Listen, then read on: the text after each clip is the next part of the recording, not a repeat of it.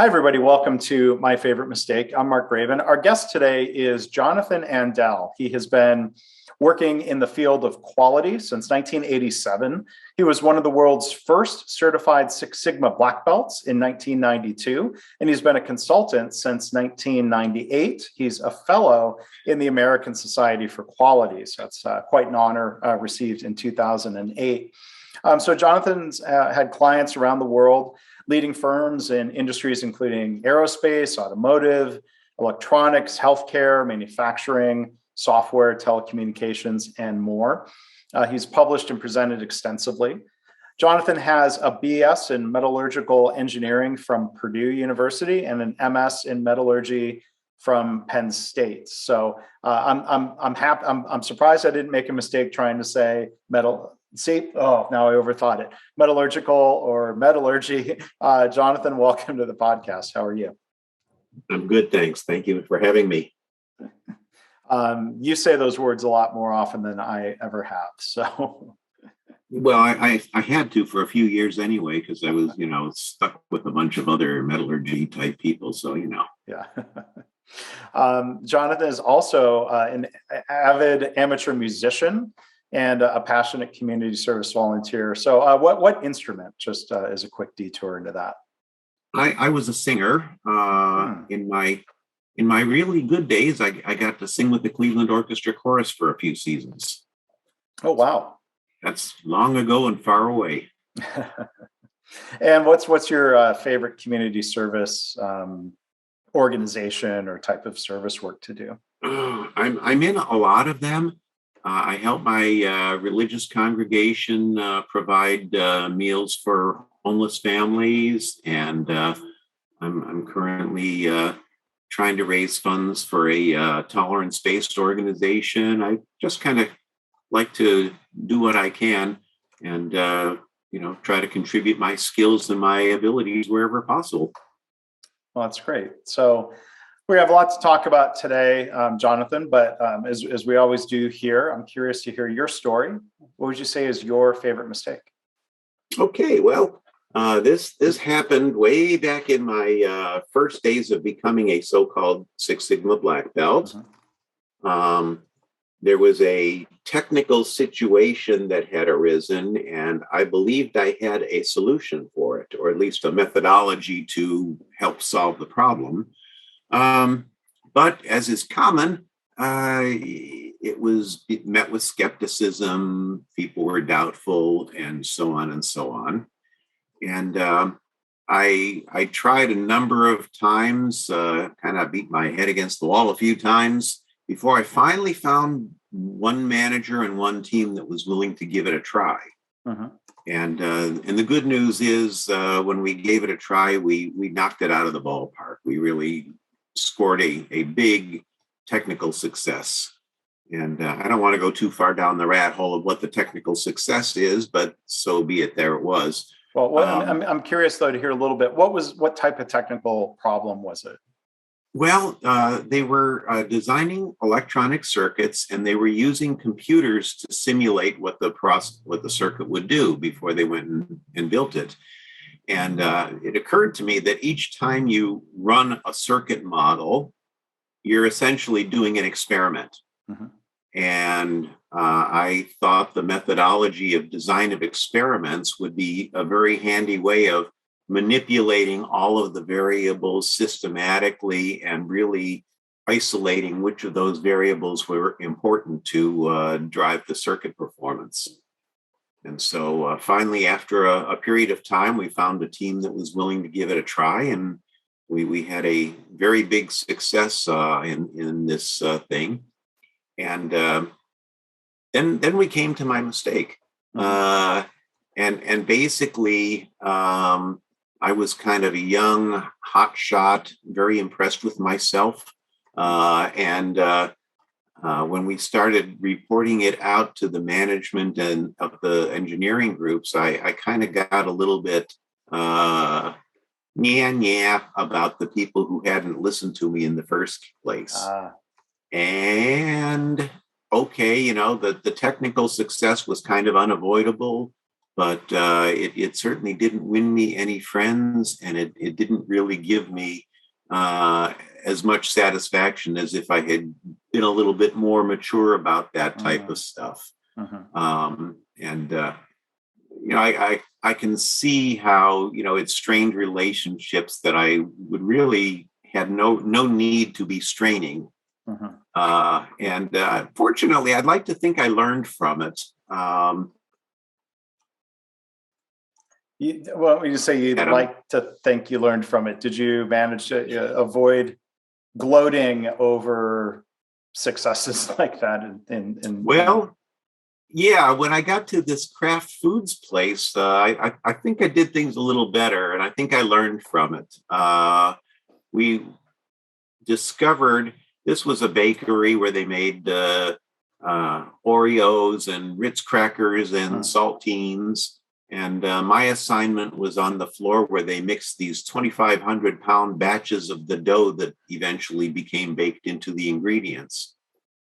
And on my first week on the job, I discovered that the computers thought that the amount of those ingredients like flour or sugar or what have you was not really reading it accurately. There was a difference between what we thought we were putting in and what was actually going in. It was a measurement system issue. And because I had hopefully learned a little bit from before, I took my data to my point of contact, and he and I went in and talked to the person who had put in the measurement system that is now being questioned. And rather than do something that would, embarrass him publicly or make him look like a fool, we actually sat down behind closed doors and said, okay, how do we make sure that this is real? And how do we make it so that fixing it can be your success rather than have it reflect badly on you?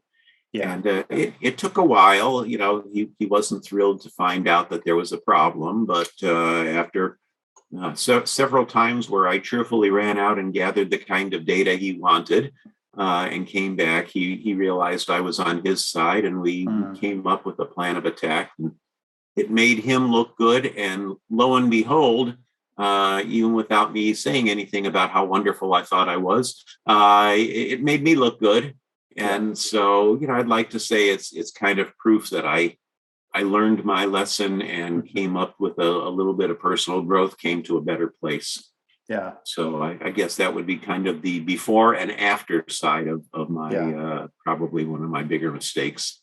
Yeah. Well, and that's thank you for sharing that. And I can sort of try to picture the moment whether you describe it as taking a victory lap or gloating or dunking on the people who didn't want to, who had the skepticism or didn't want to work with you. I mean, what were some of the immediate implications or aftermath? Was it more difficult to find people? Were those people less likely to want to work with you as the internal black belt?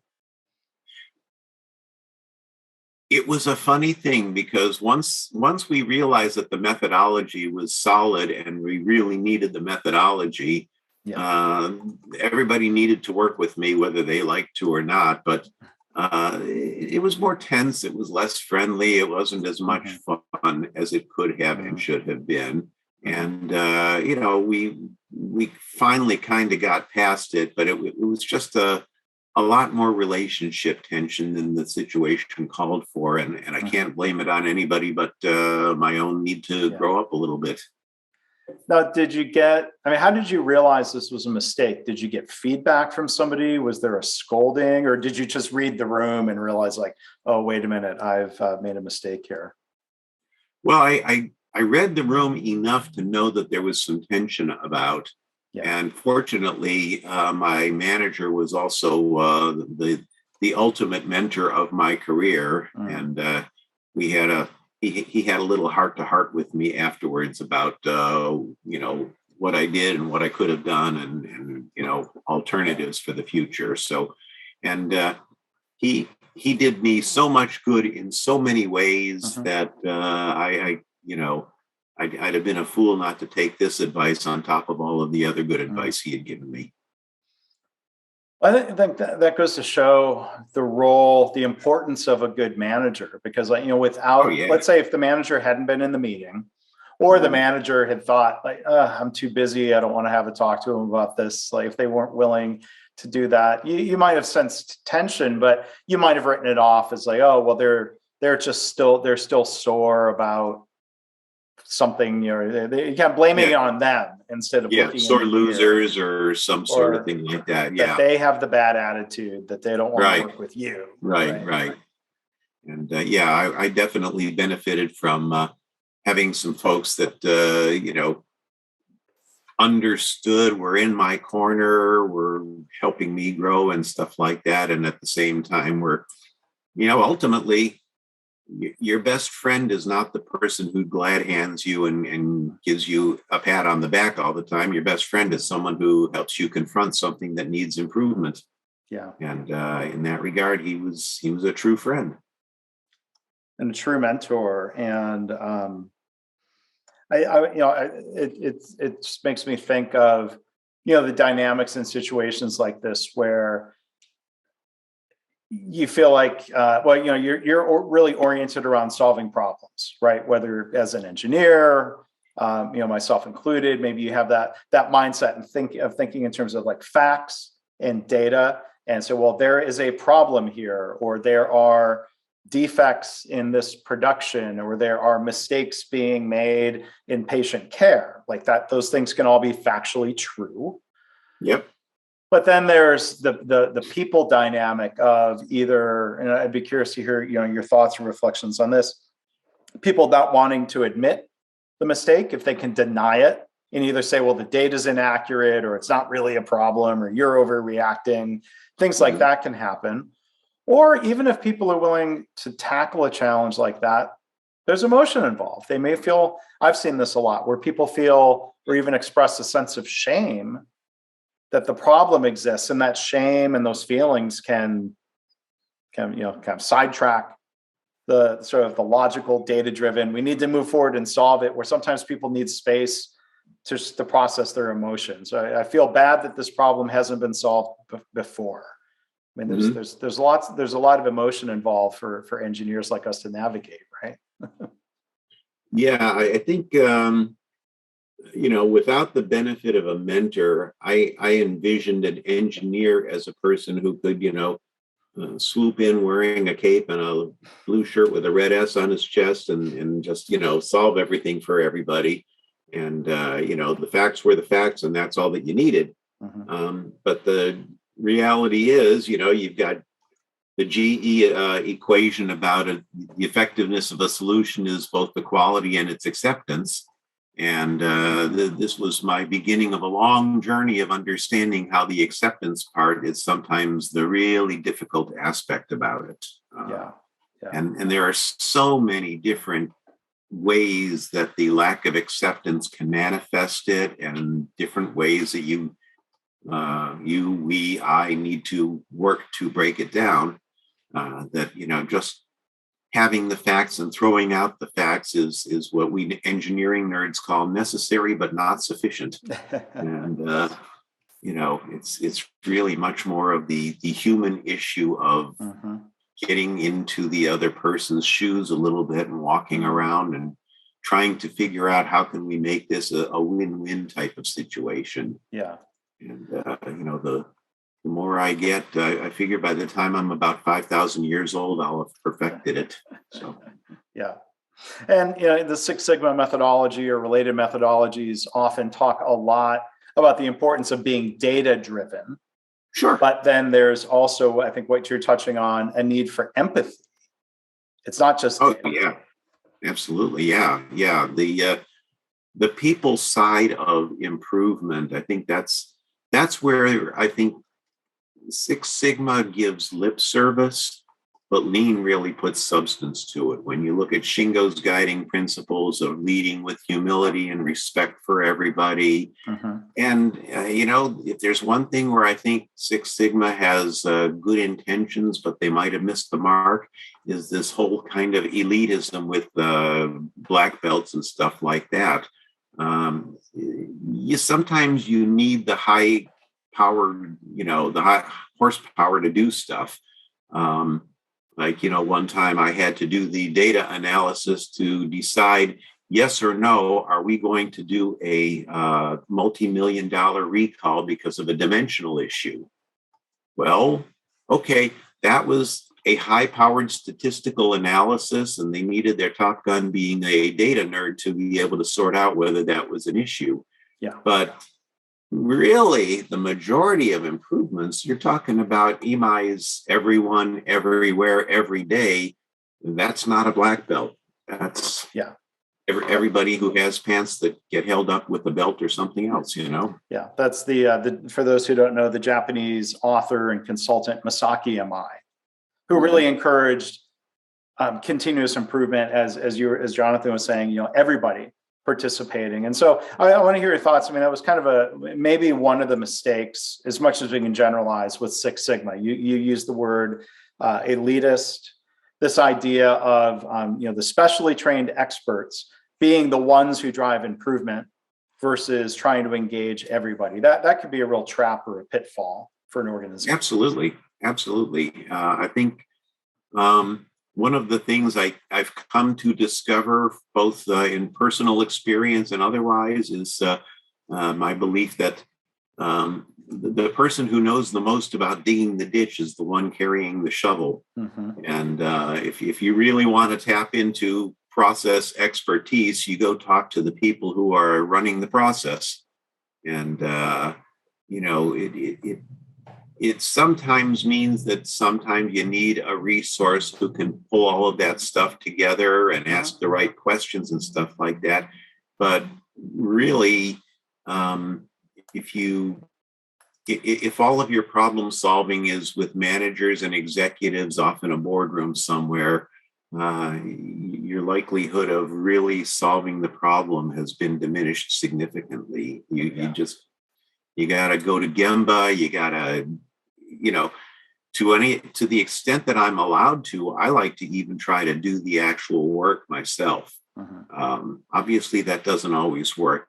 So, it's probably not a good idea if I try to do some brain surgery. Yeah, don't try to fly the plane, and maybe in a simulator.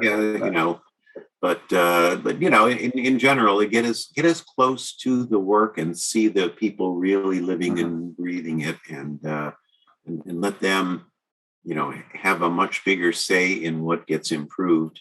And to me, that's really the core of making continuous improvement take off.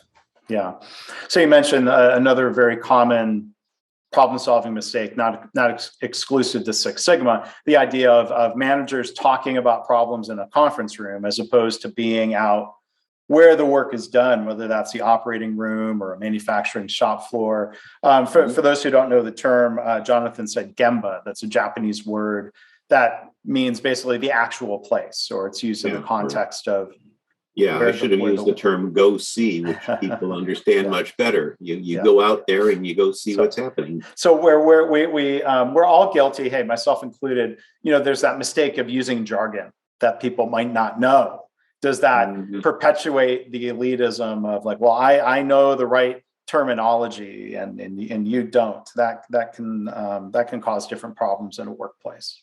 Oh, absolutely. I had a work assignment with a very smart plant manager, really intelligent guy, really well-intended, had a tremendous vocabulary of Japanese jargon words out of the lean world.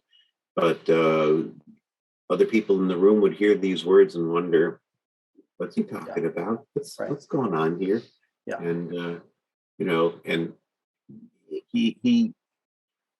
he knew how to do activities, and I'll throw out some words without needing to define them, kamabishi and stuff like that. He knew how to do these things off of the checklist, but when he actually went out to do them, he wasn't capturing the spirit of it. He wasn't leading with humility. He wasn't respecting people. He wasn't learning from them. Yeah. And so it was, alphabet soup, but not really anything substantial to drive improvement. Yeah. So, there's this whole life cycle of business methodologies. It becomes it's unheard of. It becomes a fad. It gets overblown. People get discouraged. There are these different waves, and going from 1992 when you got your Six Sigma black belt to then maybe 15 years later. I don't know if you watched the show 30 Rock. That was one of my favorites back when I certainly enjoyed their send up of Six Sigma. Yes. So here you have a major sitcom on NBC pretty openly, regularly mocking, the Six Sigma culture, because, the 30 Rock, it was set in, a slightly make-believe version of Saturday Night Live and General Electric that owned NBC at the time. But, you think of the Alec Baldwin character, Jack Donaghy, bragging about how, I think the term was like, I'm a Six Sigma black belt ultimate.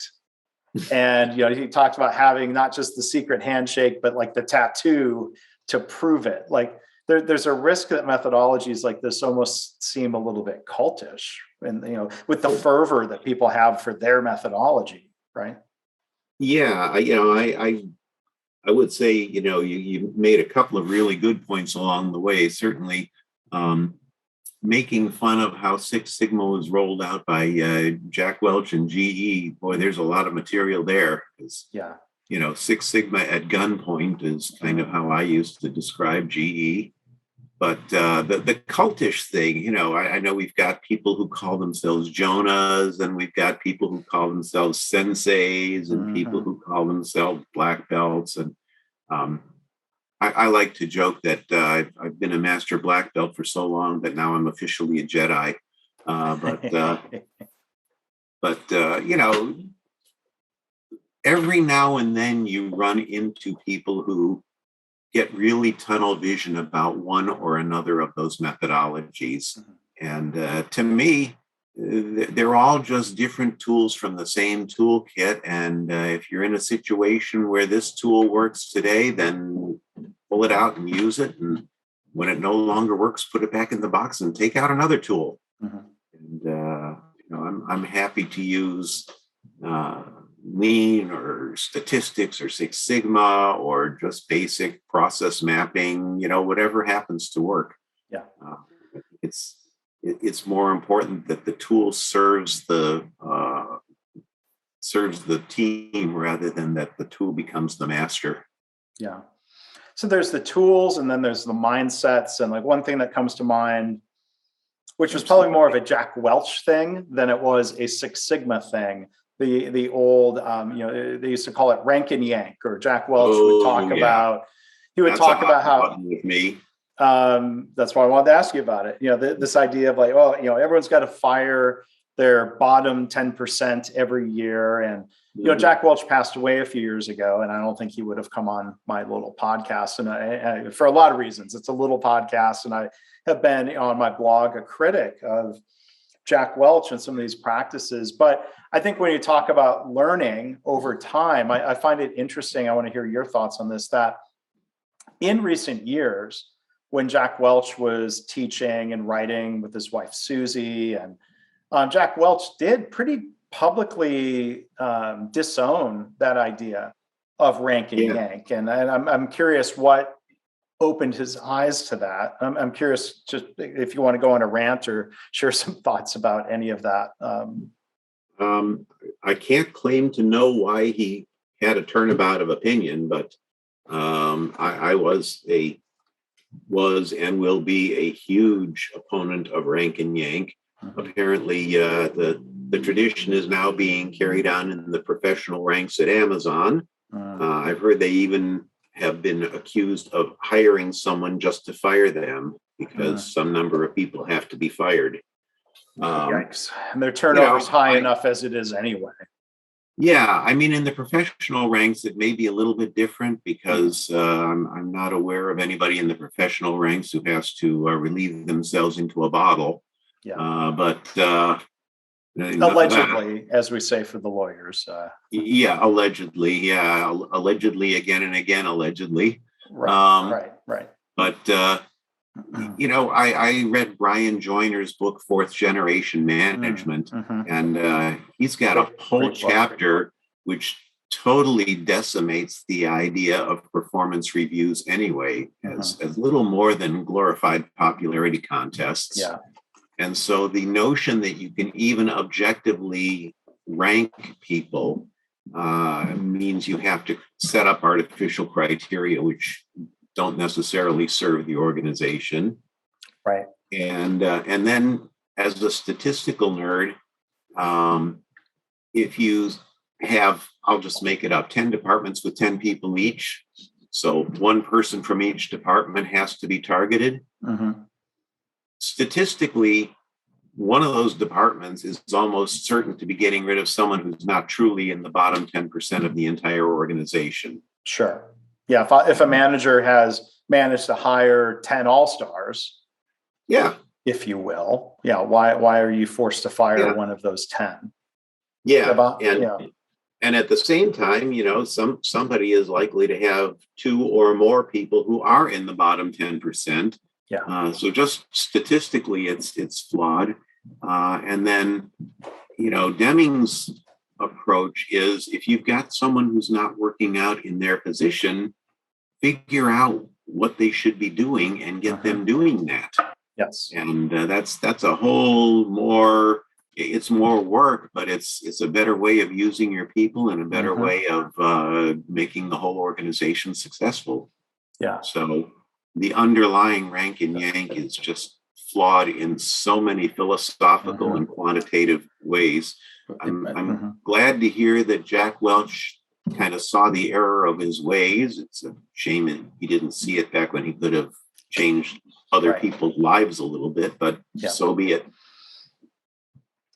There's and there, there's this question of, like, if you have bad employees, well then why did you hire them to begin with? Or there are systemic drivers of these problems we could challenge. Are 10% of them really worth firing? I remember one thing I blogged about, shouting at the clouds. I reacted to Jack Welch making a comment about this need to fire people. And he said something to the effect of, like, well, a certain percentage of your employees are just going to turn out to be turkeys. I remember he used the word turkeys. And I thought, like, just what a rude, disrespectful way to refer to employees. And why the hell are you hiring turkeys? Yeah. If that's really what they are, you should be better at filtering out the turkeys then. Yeah. Plus, the other thing about rank and yank is, where you want a lean environment where people are cooperating with each other and helping each other, if one of us is going to be at risk of getting zapped, we're going to try to undermine one another, and that's going to make the whole business operate poorly. Yeah. So there's a whole lot of reasons why that is just bad capitalism. Yeah. So I want to talk a little bit. You were kind enough to share a favorite mistake from your career, Jonathon, and I think it's always it's great when we can do that, when we can recognize our own mistakes and reflect on them and share them. But when we think now about organizations, what are your thoughts on what's needed to create a workplace culture where it is safe for people to talk about mistakes? What's necessary to make that happen? I think some of it is structured in the idea of the respect for people and lead with humility. And I think if an organization, this may just be one example, but it happens to be noodling through my brain. If an organization has gotten to the point where they've done a reasonably good job of creating standard work, then if somebody has an idea for an improvement in a process, you can experiment with it and compare the outcome versus the standard outcome. And okay, let's say I pop out an idea and either it makes no improvement or maybe it would have made things a little bit worse. The way to handle it is say, okay, what happened and why didn't it do what we expected? What can we learn from it? Yeah. And in the what can we learn from it, if you can turn one or two of those into, well, let's try this experiment a little bit different way and maybe it'll work better. It creates that safety that, okay, it was okay to make a mistake, and maybe the mistake was a stepping stone on its way to a better thing. I had an organization that used to love to say that what you really want to do is fail forward. And, Right. but how do you get from a shame and blame environment to a situation where it's safe? That takes a leadership change, not necessarily getting rid of people, but Right. getting the people to be different people moving forward. Ultimately, the biggest person that the leader needs to change is the one they see in the mirror. Yeah. You talk about this idea of trying new things in the workplace and realizing, or even expecting, not everything is going to work out the way we had predicted. And that thought process you're describing is very logical, very rational. But then we come back to the realm of emotion where leaders get upset. They even if they're not raising their voice and yelling, like the disapproval may be somewhat calm and measured, but it's clear.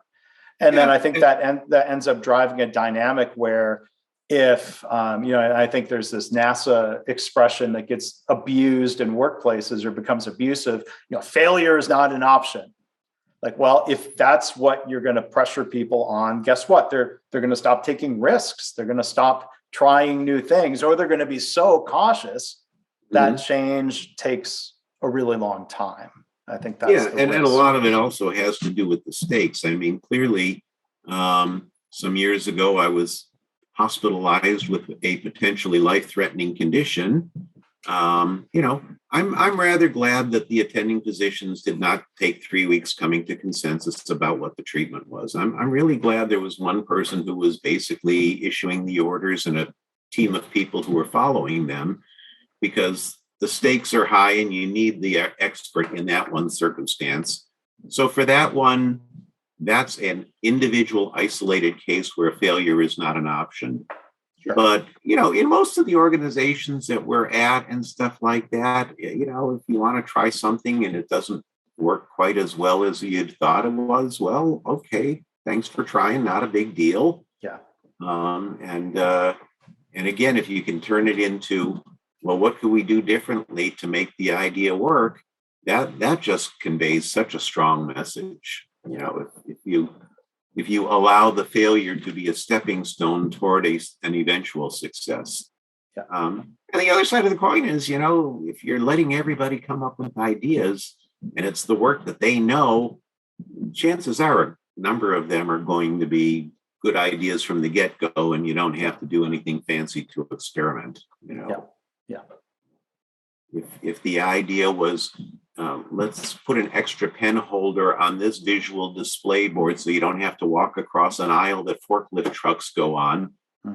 That doesn't take an experiment. That takes a pen holder. Sure. Just do it, if you will. That doesn't require a Six Sigma master black belt to do a lot of statistical analysis or data collection of how many times are you walking back and forth? How many near misses have there been with the forklift? At some point, just make the change. It's a small. A few of them are totally obvious, and the justification can be made with the word "duh." Duh, problem solving. That sounds like a book to write someday. I got to learn the Japanese word for duh. There's a book. A lot of times guests have a book that they are promoting. There is a book inside of you, Jonathan, that you're working on, I believe. I'm working on it. I haven't got a title and I haven't got all of the stuff, but the basic thesis is going to be along the lines of when you're trying to roll out a lean culture, before you start worrying about the tools, start worrying about the people and the relationships and the interplay, and get those in place, and let the tools be layered in as they're needed. Yeah. So many organizations, they throw bodies into classrooms and they teach them all of these methodologies and stuff like that. And people get back to the workplace and they go, I don't know, what do you want to do? Or they want to do something. Here's a mistake I've seen related to Six Sigma. A company I worked with almost 20 years ago was really proud of how many employees they had put through the Six Sigma Green Belt training and certification. And it was a good certification. It wasn't just a classroom. People actually had to do a project that was being mentored by a black belt, and it was rigorous. And they would have all the certificates on the wall. And let's say they had trained, we'll call it 500 people, trained and certified 500 people, with the hope and the expectation that they would continue using these practices now that we've invested in the training. And but this is directionally correct. If there had been 500 people trained and certified, each doing a certification project, then I think the total number of projects that had been done was something like 504. Meaning that everyone did the one they had to, and then that was the end of it. Yeah, and I would say that was, I think, clearly a cultural problem. It's not that people didn't want to do more projects, right? But there were barriers. Yeah, and I also see issues where the belts have to come up with their own projects, and it's not tied to anything like sorry about another Japanese word, hoshin kanri, which is strategically planning what are the organization's priorities, so that the projects are supporting some kind of a systematic move forward. When you got people who haven't been trained in the methodology, now they got to go figure out how they're going to go demonstrate the methodology that they don't yet know how it works. You're kind of in a really bad catch-22 situation. And, I do have seen a lot of organizations where that's a problem. Another problem I run into is organizations where the people in the class are taught, the define, measure, analyze, improve, control, but nobody around them has been taught anything about what's going on. So the candidate has basically latitude to do the define, the measure, and the analyze, but as soon as they get to improve, now you're looking to mess with somebody else's process, and they're not having any of it. Yeah. And I've seen a lot of organizations a lot of projects just smack into a wall and slide on down right at the improve phase because there's no support for the improvement to happen. Or there's fear that we're going to try and it might not work out and we'll be punished, so it's easier and better not to try. And around we go. Yes, indeed. Round and round we go. Yes. And when you do get that success, bringing it around back to your story, Jonathon, don't gloat about it. Be careful with the victory lap, right? After a period of time, it dawned on me that, I can give the credit to the people around me that did all of the work and stuff like that. And a certain amount of it will wash back on me. And if it really works well, I'll get a repeat engagement. And, between the lines, people will figure out that I had something positive to do with it too. Yeah. But I don't have to go around patting myself on the back. Yeah. Well, I'm going to mention I've got a fun story about one time I patted myself on the back and it totally backfired. This is totally unrelated to Lean and Six Sigma, but that's fine. It's a bonus mistake. A bonus mistake. When my now adult son was about 3 years old, he got into a squabble on the playground with somebody. So at night we were, kind of debriefing the day, and I said, you can't hit kids. And of course, as a 3 or 4 year old, he said, well, he made me mad, which of course is legitimate to them, of course. I said, well, people are going to make you angry, but you can't hit them just because of that. He said, well, what do you do? And so I talked about how sometimes I just step back and I maybe count to 10 and I take a deep breath. I showed him.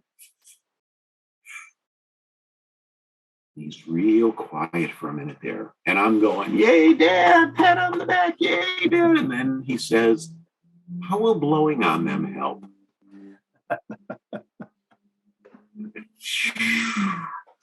Maybe if only Will Smith had gotten your coaching and guidance, you may have avoided slapping Chris Rock. Yeah, there was there are no halos to be handed out there. You know, Yeah. I don't believe that comedians should be taking personal jabs at people based on their looks, and I certainly don't think anybody should be smacking someone else around because of it. Yeah. But oh boy. Yeah. So you talk about, patting yourself on the back. I'm going to pat you on the back, Jonathan, for being a good guest here. Thank you for sharing your story and reflections. And my goodness, we could do another episode, a much longer episode of additional either Six Sigma mistakes or lean manufacturing mistakes. Oh, I got a lot of mistakes. I got to tell you, I got to come join me over on my lean podcast sometime. We can geek out for that audience and take a deeper dive. And again, in the spirit of learning and moving forward, failing forward. So again, our guest today has been Jonathon Andell. I'd recommend, you can find him on LinkedIn. I'll put a link to his profile in the show notes if you want to connect with him or follow him. I'm sure there will be updates that you post about the future book, right? Oh, absolutely. As things come along. So good luck with that process. And thank you. Hopefully there aren't too many book writing or book publishing mistakes, but they're going to happen. So well, that's why we have editors and publishers and stuff like that. They get to try to find all of the mistakes that I hide throughout the text. But here's a pro tip for you. You also have to be checking for mistakes they might make. It comes full circle. We'll talk about that some other time. But Jonathon, thank you for being a guest here today. Thank you. Take care.